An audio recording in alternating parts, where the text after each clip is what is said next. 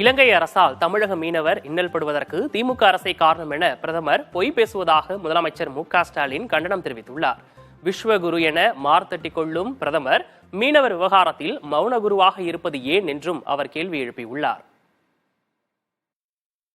கன்னியாகுமரி பாரதிய ஜனதா பொதுக்கூட்டத்தில் பிரதமர் பேசியது தொடர்பாக சமூக வலைதள பக்கத்தில் முதலமைச்சர் வெளியிட்டுள்ள பதிவில், திமுக அரசின் கடும் எதிர்ப்பையும் மீறியே கச்சத்தீவு இலங்கைக்கு தாரை வார்க்கப்பட்டது என்பதை மக்கள் அறிவார்கள் என குறிப்பிட்டுள்ளார். நாட்டின் ஒரு பகுதியை மாநில அரசால் மற்றொரு நாட்டிற்கு வழங்க முடியும் என நம்புகிற அளவிற்கு பிரதமர் அப்பாவியாக இருக்கிறாரா எனவும், கச்சத்தீவை மீட்க கடந்த 10 ஆண்டுகளில் பாரதிய ஜனதா அரசு மேற்கொண்ட நடவடிக்கை என்ன என்றும் அவர் வினவியுள்ளார்.